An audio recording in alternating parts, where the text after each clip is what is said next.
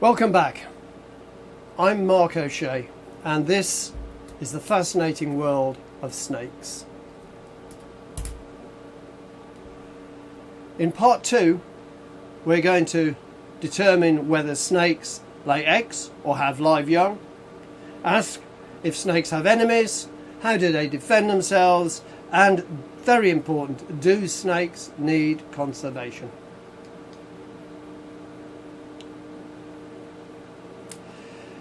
Reproduction, courtship and mating. Many boas and pythons possess cloacal spurs. They are the remains of the hind limbs, and the male uses them to stroke the female during courtship and mating. They're either side of the cloaca, which is the common gentle excretory opening, and here you can see a male is stroking the female, prodding her with the spur on one side. Females don't reciprocate, and their spurs are smaller than those of the males, may even be absent, and sometimes you can sex the snakes by simply looking at the spurs. Male snakes have 2 hemipenes, so they can use one regardless of which side of the female they are lying next to. The male turtle-headed sea snake, and you met this fellow in the part 1, they eat fish eggs. The male possesses a spike on the end of his snout. He's the dark one. They show sexual dichromatism and sexual dimorphism because the male has this spike on his snout that the female doesn't have. And when he's swimming after the female he wants to court, he will stroke her on the neck and the back to try and convince her to mate with him. Snake aggregations are seen in nature. Thousands of male garter snakes waiting for the emergence of females in Manitoba, Canada, or numerous male anacondas courting a single female in a mating ball in the Llanos of Venezuela.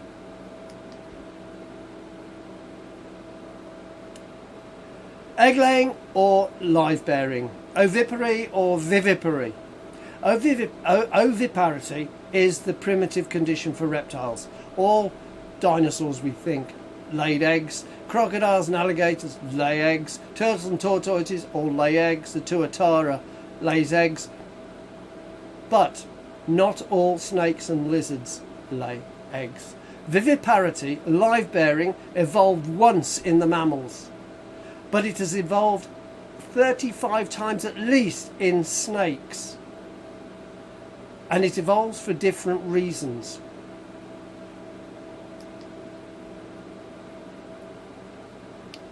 This shows all the snake families. All the ones shown in blue are oviparous. All those shown in red are viviparous, live-bearing. And those that are in purple contain species that are oviparous and species that are viviparous. Why would you have live-bearing? Well, if you think back to part 1, we looked at the snakes found at the extremes. In the north, in Scandinavia, the common adder. In the south, the Patagonian lancehead. Up the mountains, the Himalayan pit viper in the Himalaya. They're all living in conditions that can be cold. They're all live bearers. If eggs were laid in those conditions, they would probably perish. So live bearing is an adaptation for living in cold climates, to the north, to the south, and at elevation, at altitude. This is why in Britain the grass snake, which lays eggs, only occurs as far north as southern Scotland, but the adder goes all the way up to the Highlands, where the conditions are more extreme.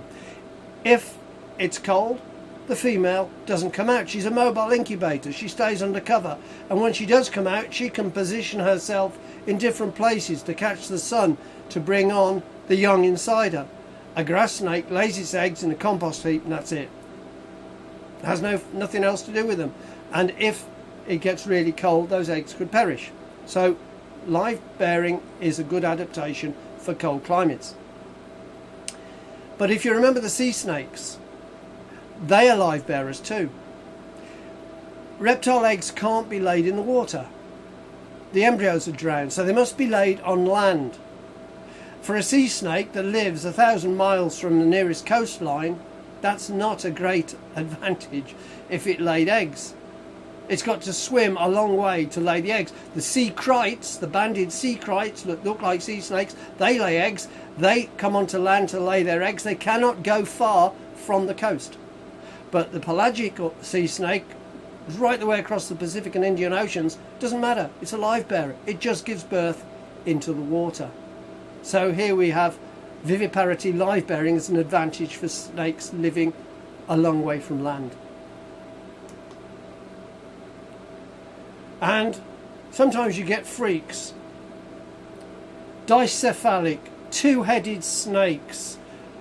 A northern water snake in the US, a copperhead in the US, and this Chinese racer, which I had in my collection many years ago. They lived for a while and kept the racer alive for 5 months. Both heads would feed and drink. Sometimes they will survive to adulthood, but often they perished because, not apart from having two heads, there's something else wrong with them. What you've got here is two snakes conjoined, and it's there. Sometimes there simply isn't room for the organs as they grow, and most of these usually don't survive. But these are genuine two-headed snakes, just like you can occasionally get two-headed calves, two-headed turtles. But do not believe everything you see on the internet. The one head is a paradise flying snake. The other head is a green mamba. They're in no way related. They come from different continents, and that is a Photoshop job. Be aware of the internet. It's not always truthful. Snakes' enemies. Here are some invertebrates making meals out of reptiles. Scorpions, tarantulas, ants. Many ants will kill large animals, especially if the animal is already disabled. A centipede. That is an baby Ottoman viper that ate a centipede, but its venom didn't kill the centipede, and the centipede simply ate its way out again. And large orb-weaving spiders. All of these will take snakes and lizards. Amongst the vertebrates, well, I've left mongooses out because they were too obvious. A snapping turtle, perfectly built for dealing with a snake. Alligators sometimes eat the Burmese pythons that have been introduced to the Everglades, and sometimes the reverse happens. The Burmese pythons eat the alligators. Californian king snake underneath the crocodilians eats rattlesnakes. On the far side, mountain king snake also eats rattlesnakes. Above that, a monitor lizard, making short shrift of a snake. And then, of course, the birds. Eagles and the famous secretary bird will both eat a lot of snakes. Serpent eagles specialise in them. Secretary bird specialises in them. Stamps them to death with its clawed feet, protected by scaly legs so bites don't affect it, and then feeds on the dead snake. And I also put in a hedgehog, because that might surprise you. Hedgehogs do eat snakes, and that one is eating an adder. Of course, there is one very important snake enemy not included there, and I don't mean a mongoose. I mean man or woman, humans, which kill more snakes than probably any other species. So, let's look at the way that snakes defend themselves. How do they avoid being eaten? Although the black mamba is often quoted as the fastest snake in the world, it cannot overtake a racehorse.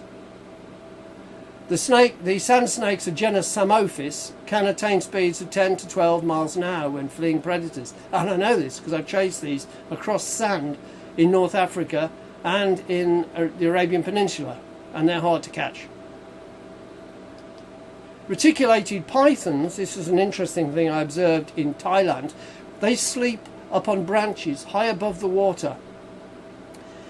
A lot of animals sleep out on branches. Basilisks, the lizards from Central America, do, and anything that comes along the branch, the movement will wake them up and they drop to safety into the water. The pythons do the same. They sit out on a branch over the water, and if anything moves that branch, as they're waking up, they just pour themselves off the branch and drop safely into the water below. Sometimes a long way below.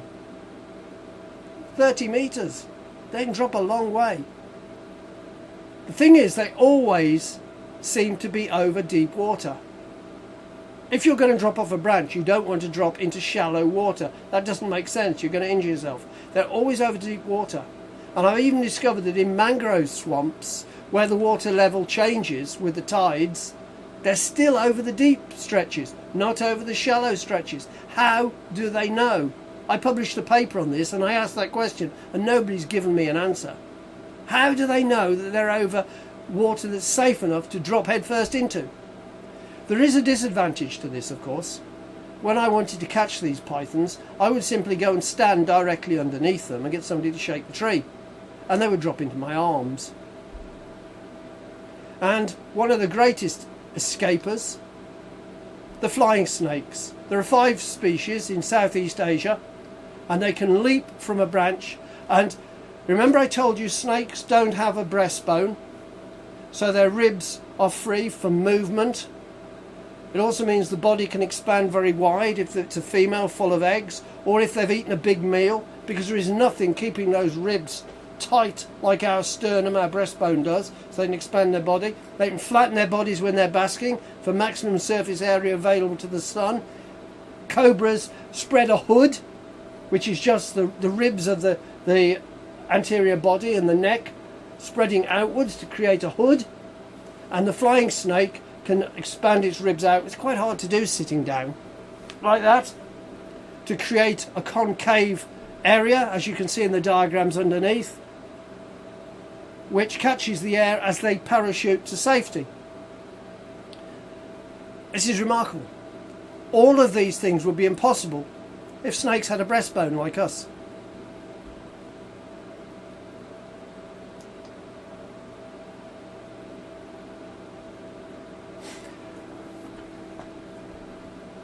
Okay, camouflage and crypsis, hiding. Many snakes are extremely well camouflaged and can easily disappear into their habitat. This image of a forest floor in eastern United States contains a copperhead, Achistodon contortrix. You need to find it and indicate which square it is hiding in to be able to continue to the next slide. This is one of the quizzes. So if you don't find it, A, you're not going to get to the rest of the presentation, and B, you need to brush up on your herpetological observation skills. Find the copperhead.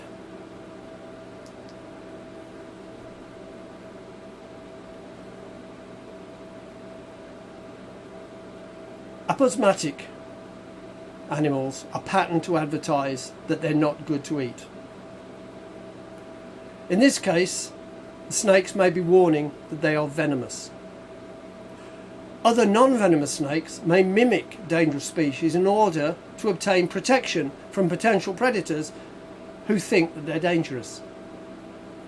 In the case of highly venomous coral snakes, like the eastern coral snake of Florida, and non-venomous king snakes in North America, the rhyme red to yellow killer fellow, red to black venom lack helps to tell them apart. So your next quiz should be very easy. Which is the dangerous species here? You must answer this correctly in order to advance the next images. But it can't be difficult. You've got a 50% chance if you guess. And if you read the rhyme, you've got a 100% chance of getting it right.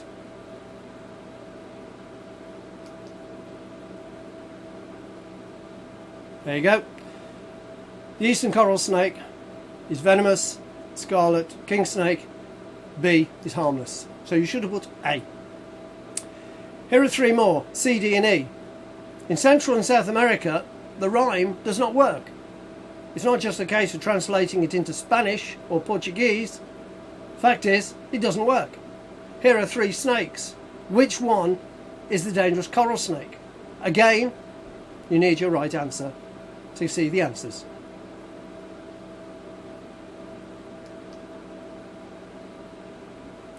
So the one, D, is the highly venomous coral snake. C is a mildly venomous false coral snake. And E is a completely non-venomous South American pipe snake. But if you look at D, that very clearly is red to black venom lac. So the one important lesson to learn here is do not use that phrase outside of North America.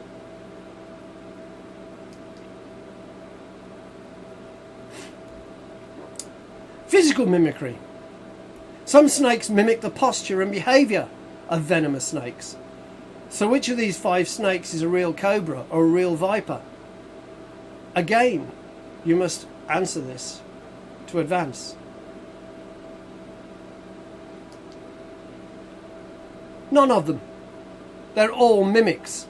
None of those snakes has a dangerous, venomous bite. And some of them are really good mimics, like the false cobra bee. Even that would fool me if I just encountered it in the forest until I had a really good look at it.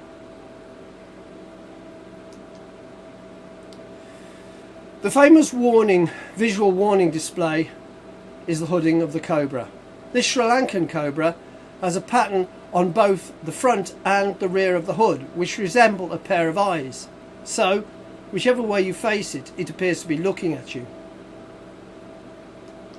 Some snakes inflate their throats in threat, such as this savanna twig snake, often exposing interstitial skin, that's the skin between the scales, of a contrasting colour to the colour of the scales, a sudden flash of white or yellow or blue.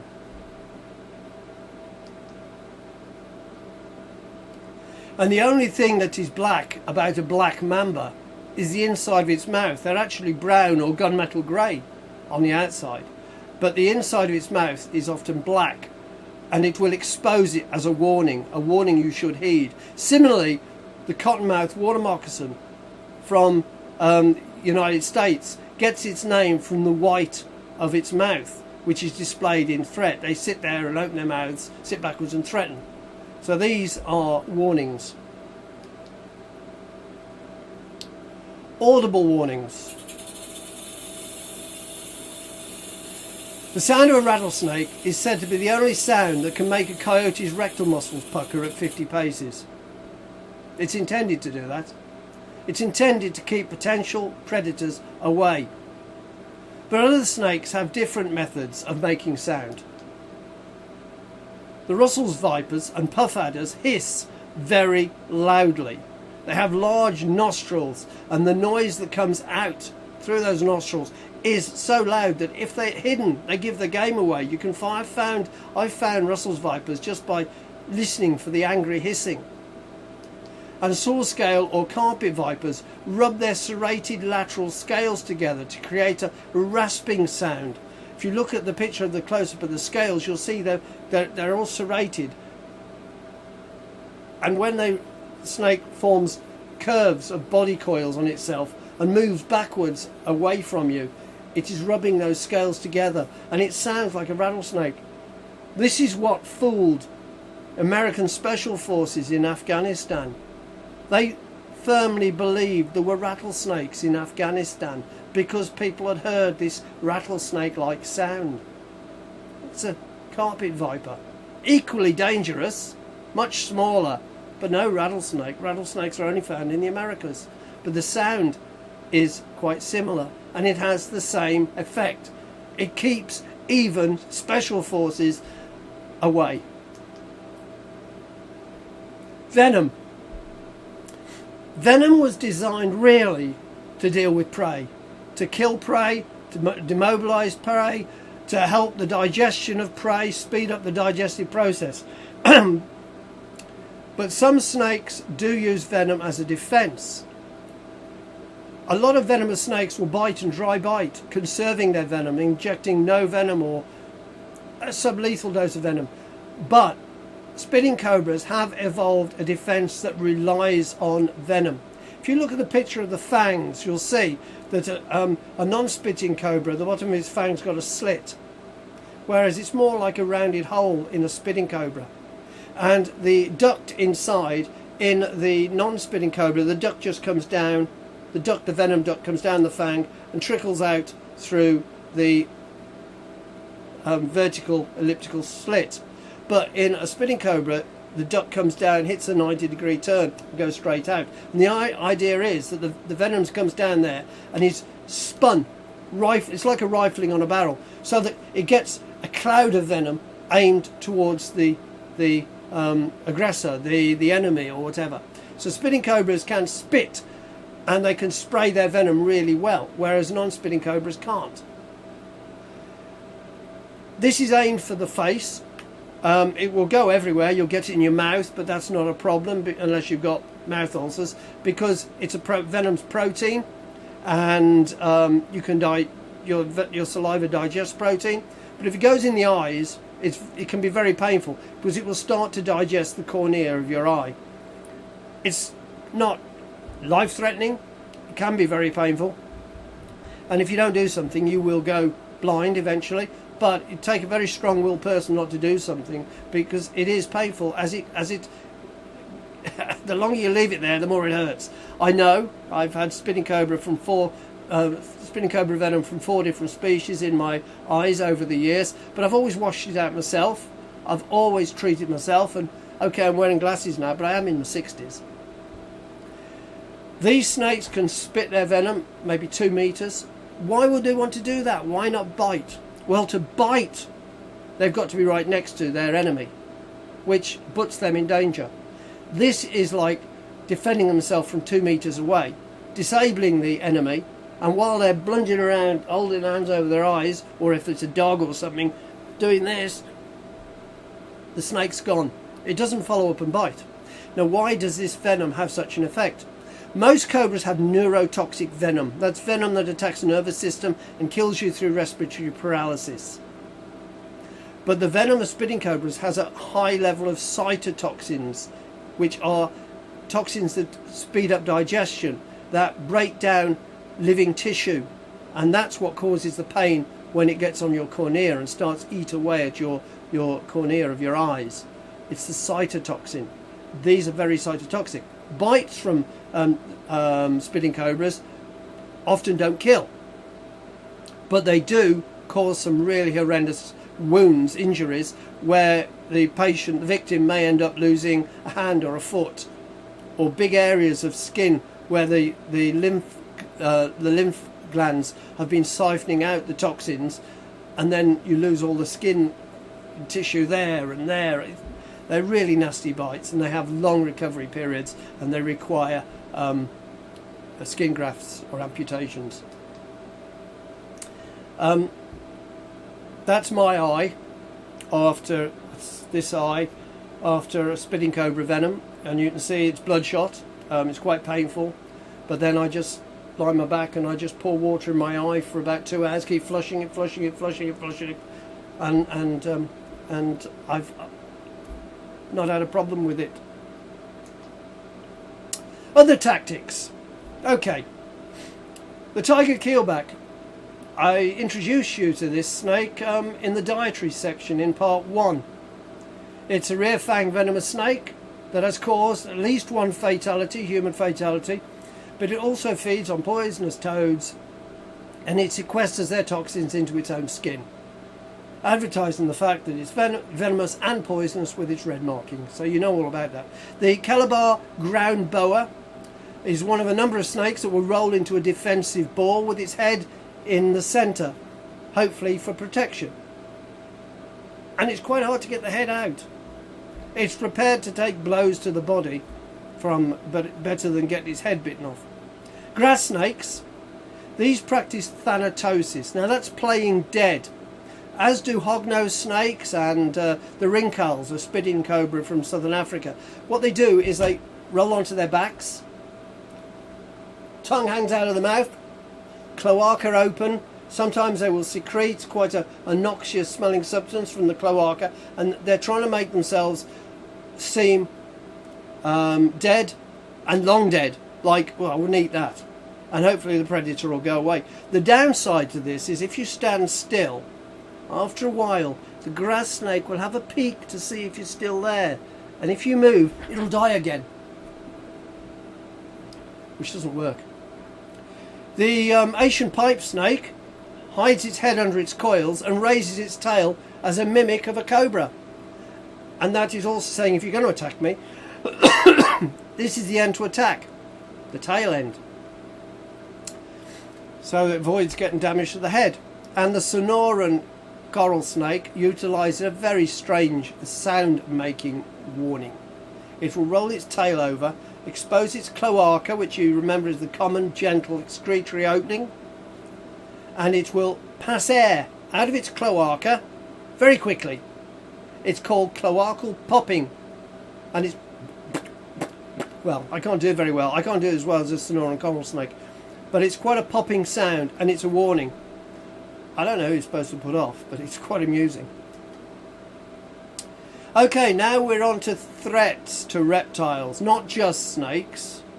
These are indirect anthropogenic threats. These are threats that man is causing to reptiles and other animals indirectly. Habitat fragmentation. You see that little area of woodland in the middle?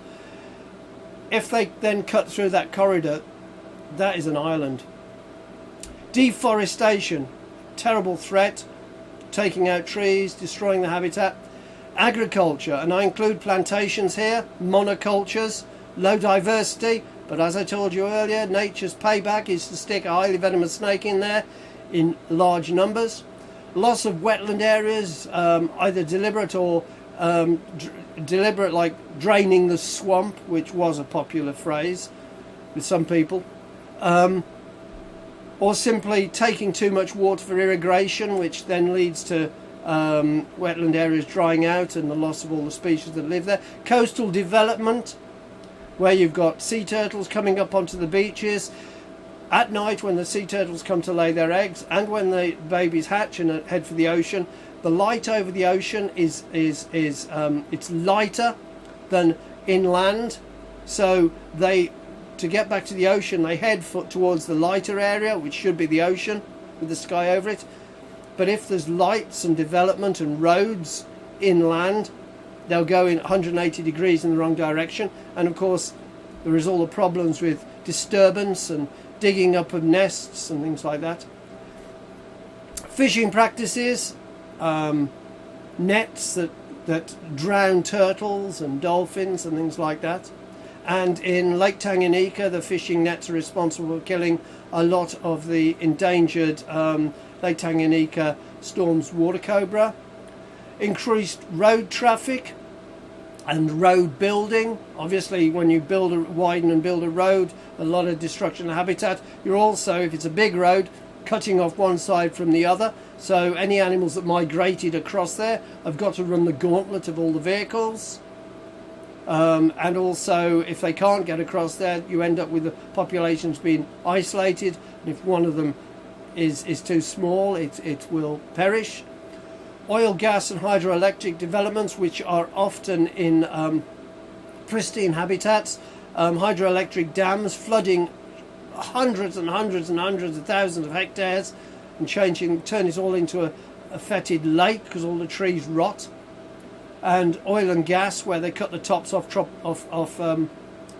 mountains and mine. Again, all the destruction and the damage. Domestic animals and feral animals, everything from goats to cats to rats. They had to shoot all the goats on some of the islands in Galapagos before they could reintroduce tortoises. Exotic invasives, like the cane toad or South American marine toad. Here a carpet python has tried to eat one and has died, been poisoned in the process. And fire suppression. Fire is a natural process. Fires are happening long before man, and environments that have fires are used to dealing with them. The trees are built to have a fire rush through, and the bark will protect them in a swift fire, and it will pass through.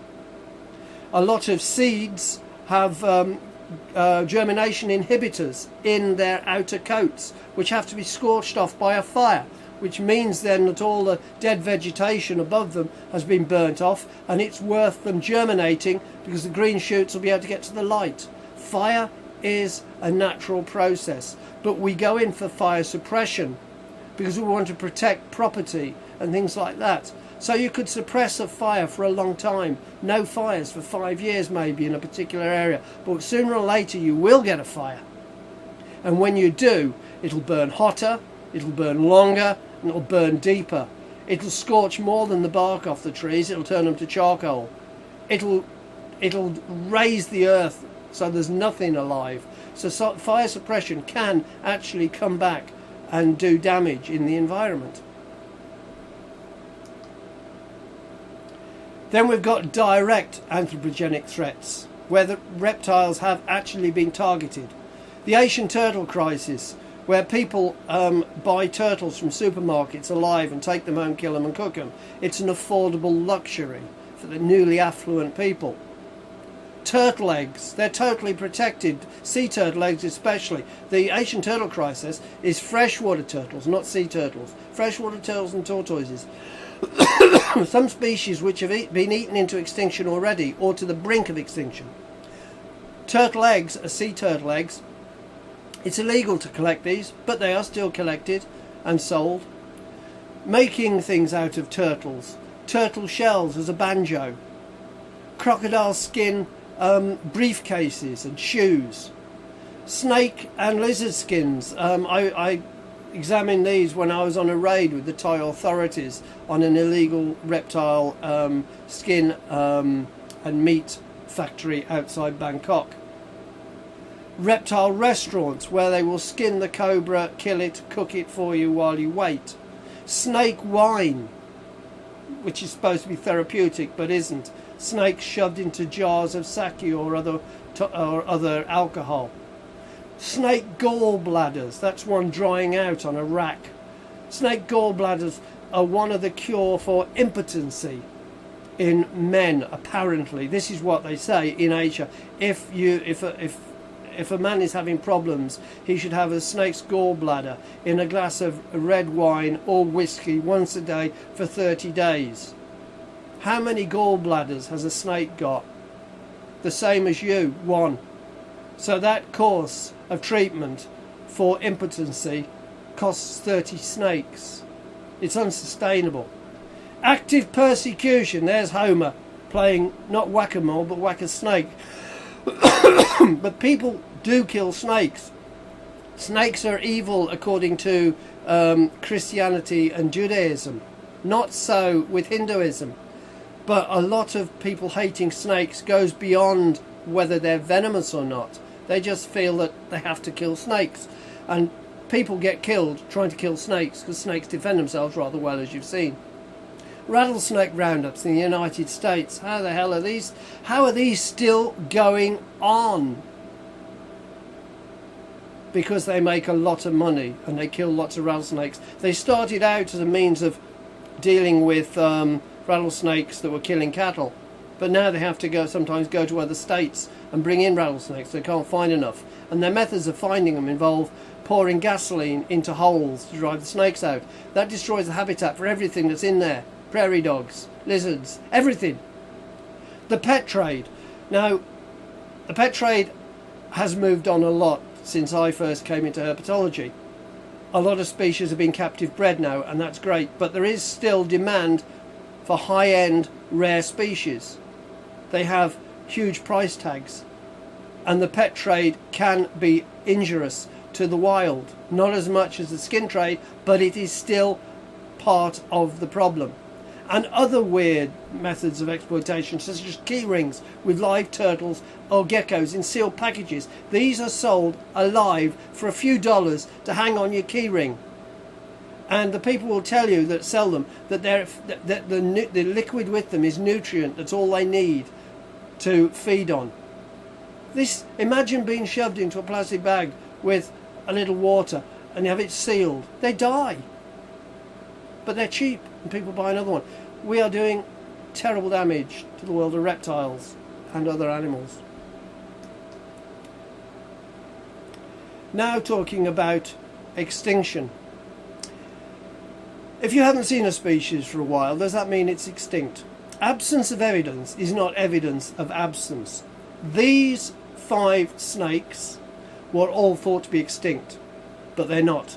The outland rattlesnake was only known from one roadkill in North Mexico in 1966. The area was searched, nobody was able to find any more. But the species was found in 2004. It's not extinct. The Clarion Island night snake was thought to have gone extinct in 1936. It was rediscovered in 2013. Grandidier's Malagasy blind snake from Madagascar was thought to have gone extinct in 1905, rediscovered in 2005. Krapani's boa in Brazil, in the Atlantic coastal forests, what's left of them. I saw the only 2 specimens that had been collected and were preserved in the Institute of Butantan. They were collected in 1954. No specimens have been seen since. I examined and photographed and filmed those specimens when I was in Brazil in 1999. They were destroyed in the fire in about 2010 that destroyed the entire Butantan collection in Sao Paulo. The species has been found alive and well in the Atlantic coastal forest in 2017 at a secret location, and they're now being radio tracked. That's fantastic news. The South Florida rainbow snake. This snake was thought to have gone extinct in 1975, so it became a citizen science project for people to look for it and photograph it and prove that it still was around. And in 2020 it was rediscovered. It's not extinct. Just because something's not visible doesn't mean necessarily it has gone extinct. There are other reasons. It could be down to you're looking in the wrong way, or they're very good at avoiding being discovered, or they're in a slightly different area, or active during the night instead of the day, or whatever. A number of species have been rescued from extinction by captive breeding programs, amongst them the Antiguan racer and the Round Island boa from the Indian Ocean, and the Aruba Island rattlesnake. These snakes are all being captive bred in zoos across the world to protect them, and a major leader in this is the Jersey Wildlife Preservation Trust on the island of Jersey in the British Channel Islands, who bred Antiguan racers and Round Island boas. You then need to be thinking about reintroduction back to the wild, but you can't do reintroduction until you've removed the problem that caused the extinction in the first place. But some species have been lost. The Barbados racer, the Round Island burrowing boa, and the St. Lucia cribbo are believed to be extinct through the actions of man.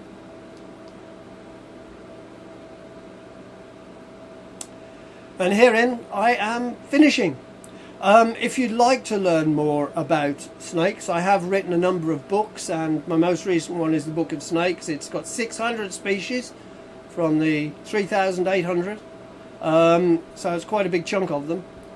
And I wrote Venomous Snakes of the World and Boas and Pythons of the World in 2005 and 2007, and I have a number of other books out there. You'll find these on Amazon. You might find them on second-hand book sites like Aid Books.